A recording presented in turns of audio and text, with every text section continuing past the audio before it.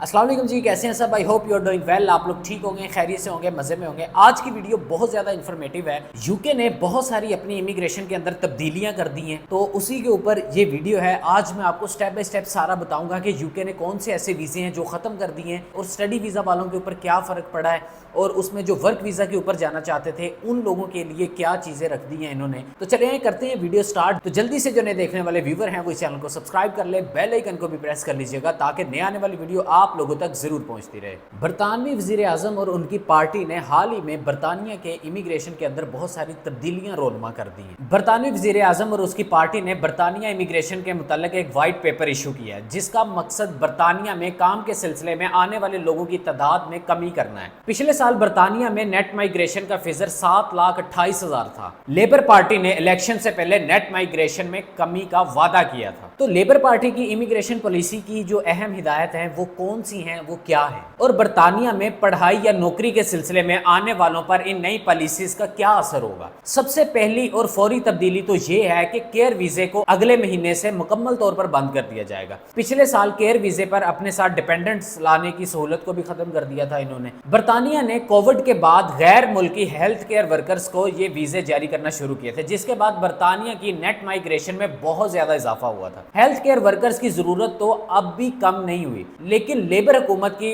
خواہش ہے کہ اب یہ نوکریاں برطانوی شہری کریں. دوسری طرف جو لوگ سکلڈ ورکر ویزا پر برطانیہ آنا چاہتے ہیں ان لوگوں کے لیے زیادہ تر نوکریوں میں ڈگری کو لازمی قرار دے دیا ہے. ساتھ ساتھ برطانیہ میں ریزیڈنسی حاصل کرنے کی مدت کو اب 5 سال سے بڑھا کر 10 سال کر دیا ہے. اس کے علاوہ ایک پوائنٹ سسٹم متعارف کروایا ہے، جس میں برطانوی سوسائٹی اور اکانومی میں حصہ ڈالنے پر ورک ویزا ہولڈرز کو پوائنٹس ایشو کیے جائیں گے، جس کو استعمال کر کے ریزیڈنسی کی اہلیت کی مدت میں کمی لائی جا سکتی ہے. لیکن اس پوائنٹ سسٹم کی تفصیلات کیا ہیں اور 10 سالہ مدت کا اطلاق کب سے ہوگا؟ کیا صرف نئے ویزا ہولڈر پر ہوگا یا ان لوگوں پر بھی ہوگا جو اس وقت برطانیہ میں کام کر رہے ہیں؟ حکومت چاہتی تو یہ ہے برطانیہ میں اس ٹائم کے اوپر کام کرنے والے 15 لاکھ غیر ملکی ورکرز پر دیے گئے 10 سال کے دورانیے کا رول اپلائی ہو، لیکن ساتھ ہی میں ان کا یہ بھی کہنا ہے کہ یہ فیصلہ پبلک کے ساتھ مشورے کے ساتھ ہی کیا جائے گا. اب بات کرتے ہیں اسٹوڈنٹس کی. اب تک انٹرنیشنل اسٹوڈنٹس کو اپنی ڈگری ختم کرنے کے بعد نوکری ڈھونڈنے کے لیے برطانیہ میں 2 سال مزید رہنے کی اجازت تھی. اب اس عرصے کو کم کر کے 1.5 سال کر دیا گیا ہے. ساتھ ساتھ غیر ملکی ورکرز کو نوکری دینے والی کمپنیوں کے اسپانسرشپ فیس میں بھی 32% اضافہ کر دیا ہے. اس کے علاوہ یونیورسٹی سے فورن اسٹوڈنٹ کی ایڈمیشن فیس پر 6% ٹیکس لیا جائے گا، جس کی وجہ سے فورن اسٹوڈنٹ کی ٹیوشن فیس میں بھی اضافہ ہوگا. نئی امیگریشن پالیسی کا ایک اور اہم پہلو یہ ہے کہ تمام ورک ویزوں کے لیے انگریزی زبان ٹیسٹ کے کم از کم سکور کی ریکوائرمنٹ کو بھی بڑھا دیا گیا ہے. ویزا ہولڈرز کے ساتھ ساتھ بالغ ڈیپینڈنٹس کو بھی انگلش ٹیسٹ کو بھی عبور کو ثابت کرنے کے لیے ٹیسٹ دینا ہوگا. لیبر پارٹی کی حکومت پر اپوزیشن کی کئی پارٹیز کی طرف سے بھی مائیگریشن کم کرنے کا سخت دباؤ ہے، اور یہ نئی پالیسی اسی سلسلے میں حکومت کا پہلا بڑا قدم ہے. انہوں نے یہ سلسلے کب سے شروع کیے ہیں؟ یہ سلسلے انہوں نے تب سے شروع کیے ہیں جب سے ٹرمپ نے ڈپورٹ کیا ہے امریکہ کے اندر. امریکہ کے اندر ٹرمپ نے، آپ کو پتا ہے کہ بہت سارے لوگوں کو ڈپورٹ کیا ہے، ٹھیک ہے. ڈفرینٹ ممالک سے لوگ تھے، افغانی تھے جس میں پاکستانی بھی تھے، جس کے اندر نیپالی تھے، بنگالی تھے، اور بھی کافی سارے لوگ تھے. اب اس کے بعد برطانیہ نے یہ سب سے پہلے قدم اٹھایا، ٹھیک ہے. برطانیہ نے کیوں قدم اٹھایا؟ کیونکہ برطانیہ کے اندر بہت زیادہ اسٹوڈنٹ ہو گیا تھا، اسٹوڈنٹ حد سے زیادہ ہو گیا تھا. اب برطانیہ کو اتنا بڑا ملک نہیں ہے، چھوٹا سا تو ملک ہے. اب وہ اتنی آڈینس کو کہاں لے کے جائیں، اتنے لوگوں کو وہ کہاں پہ کریں؟ تو اس وجہ سے انہوں نے جو کہ انلیگل امیگرنٹس تھے ان کو بھی نکالنا شروع کر دیا. پھر اس کے بعد پہلے 5 سال کے اندر آپ کو پاسپورٹ مل جاتا تھا، اب اس کے اندر بھی انہوں نے 10 سال کر دیا. پھر اس کے بعد ایک انہوں نے نیا سسٹم متعارف کروا دیا. اس کے اندر پھر انہوں نے لینگویج ٹیسٹ کا رکھ دیا کہ اس میں لینگویج کے، جیسا کہ اب ساؤتھ کوریا کے اندر آپ جاتے ہو، وہاں پر آپ کو ریزیڈنسی تو نہیں ملتی، لیکن اگر آپ نے اپنے ویزے کا سٹیٹس چینج کروانا ہے، لائک E9 سے آپ نے کسی اور میں کنورٹ کروانا ہے، تو اس کے اندر ایسا ہوتا ہے کہ اس میں پھر لینگویج کے جو ہوتے ہیں وہ ٹیسٹ ہوتے ہیں، ٹھیک ہے. وہ لیولز ہوتے ہیں. پھر آپ نے ایک لیول سے دوسرے لیول سے تیسرے لیول پہ جانا ہوتا ہے، پھر اس کا آپ نے ایک ٹیسٹ دینا ہوتا ہے. اسی طرح سے انہوں نے بھی اپنی امیگریشن کو بہت زیادہ ٹف کر دیا ہے. تو کیئر ویزا کو تو بالکل ہی انہوں نے جڑ سے اٹھا کے پھینک دیا ہے نا اس چیز کو. تو باقی اگر آپ لوگ بھی یو کے جانا چاہ رہے ہیں، تو یو کے جانے کا آپ سوچ رہے ہیں تو آپ لوگ جائیں، بالکل جائیں. میں آپ کو یہ نہیں کہتا آپ نہیں جائیں، لیکن یو کے اندر آپ لوگوں کا فیوچر جو ہے میرے خیال سے اب وہ وہاں پہ فیوچر نہیں رہا، کیونکہ یو کے اندر لوگ بہت ہیں. اب سیٹل وہاں پر وہی ہیں جو پہلے کے گیم ہیں، سن دہائیوں کے گیم ہیں، ٹھیک ہے. زیادہ تر میرپور کے لوگ ہیں وہاں پر، آزاد کشمیر کے لوگ ہیں، ٹھیک ہے. وہ برینڈ فورڈ کے اندر وہ سارے کا سارا آباد ہی انہوں نے کیا ہوا ہے، ٹھیک ہے. وہاں پر زیادہ ان لوگوں کا رجحان ہے. لیکن اگر مانچسٹر کی بات کریں، لنڈن کی بات کریں، لنڈن تو ویسے ہی بہت مہنگا ہے، ٹھیک ہے، یہ کافی مہنگے وہاں کے شہر ہیں. تو ٹھیک ہے، یہاں پر بہت زیادہ اسٹوڈنٹ جو ہے یہ رہتے نہیں ہیں، کیونکہ اس کی ریزن یہ ہے کہ اسٹوڈنٹس جو ہیں وہ اپنی فیسز پوری کریں یا وہ آگے سے گھر کے اخراجات اٹھائیں. کچھ ایسے اسٹوڈنٹس بھی ہیں جن کے اوپر ذمہ داری ہے، ایک رسپانسبلٹی ہے، انہوں نے ظاہر سی بات ہے وہ بھی اٹھانی ہے. تو یہ بڑے معاملات ہیں. اب جو یو کے نیشنل تھے ریسنٹلی، بہت سارے لوگ ایسے ہیں جو کہ وہاں سے یو کے سے موو آن ہو گئے ہیں، وہ یورپ چلے گئے ہیں. کچھ ایسے تھے جو یو کے سے دبئی آ گئے ہیں. ایون کہ کینیڈا کے بھی بہت سارے ایسے لوگ ہیں جو چھوڑ چھاڑ کے گئے. اس کی ریزن کیا ہے؟ اس کی ریزن یہ ہے کہ ایک تو ٹیکس بہت زیادہ کرتی ہیں انہوں نے، ٹھیک ہے، وہاں پر ٹیکس ہی بہت زیادہ ہے، ہر چیز کے اوپر ٹیکس ہے. دبئی ٹیکس فری کنٹری ہے.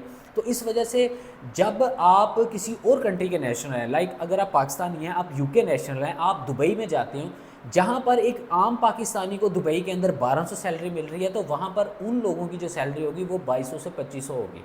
یہ اتنا بڑا ایفیکٹ ہوتا ہے، اتنا بڑا فرق ہوتا ہے. فرق کس چیز کا ہوتا ہے؟ صرف اور صرف یہ پاسپورٹ کی اتھارٹی ہوتی ہے. ان کو پتہ ہے کہ یہ برطانیہ کا نیشنل ہے، ان کو پتہ ہے کہ یہ پاکستانی نیشنل ہے، ان کو پتہ ہے یہ انڈین نیشنل ہے، یہ بنگالی ہے، یہ نیپالی ہے. تو وہ اس حساب سے آپ کو لے کے چلتے ہیں. تو یہ بہت چیزیں میٹر کرتی ہیں. تو خیر، اگر آپ لوگ بھی یو کے جانا چاہتے ہیں تو یو کے جائیں، لیکن اس کے اوپر یہ والے رول جو ہیں وہ اپلائی ہوں گے اب، ٹھیک ہے. امیگریشن میں یہ والی تبدیلیاں ہوں گی، فیسز انہوں نے وہ بڑھا دی ہیں. اس کے بعد جی ہر چیز کے اوپر انہوں نے ہر چیز کو اپ کر دیا، ٹھیک ہے. اب یو کے کا ویزا پاکستان سے اگر آپ ورک ویزا لیتے ہو، یو کے کا ورک پرمٹ پاکستان سے 1 کروڑ سے پلس کاسٹ کر گیا. اب اندازہ کر لیں، 1 کروڑ سے پلس کاسٹ کر گیا. اب بہت سارے لوگ پاکستان سے 1 کروڑ بھر کے بھی جاتے ہیں، لیکن وہاں جانے کے بعد بھی ان کو 100% کوئی گارنٹی نہیں ہے. وہاں پر بہت سارے لوگوں کے ساتھ ماضی میں ایسا ہوا ہے کہ لوگ یہاں سے یو کے گئے ہیں، یو کے جانے کے بعد آگے سے کیا ہوا جی، کمپنی غائب، ٹھیک ہے، کمپنی وہاں پر ہے ہی نہیں، ان کے جو ہے وہ پیسے بھی ضائع ہو جاتے ہیں، لوگ وہاں پہ دربدر ہو جاتے ہیں. تو یہ بڑے معاملات ہوئے ہیں، یہ بڑے مسئلے مسائل ہوئے ہیں. باقی خیر اللہ تعالیٰ ہر ایک بندے کو اپنے حفظ و امان میں رکھے. لوگ اتنے خواب لے کے جاتے ہیں، اپنا فیوچر لے کے جاتے ہیں، اپنے بچوں کے رزق کے لیے جاتے ہیں نا. تو یہ بھی ایک قسم کی عبادت ہی ہے کہ اپنے بچوں کے لیے جانا، اور آپ نے وہاں پر محنت کرنی ہے، کام کرنا ہے. تو میں آپ کو یہ کہنا چاہتا ہوں پاکستانیوں کہ ان چیزوں کا خیال رکھیں، اپنا پیسہ سیو کریں، کوئی اپنے ٹرسٹیبل بندے کا انتخاب کریں.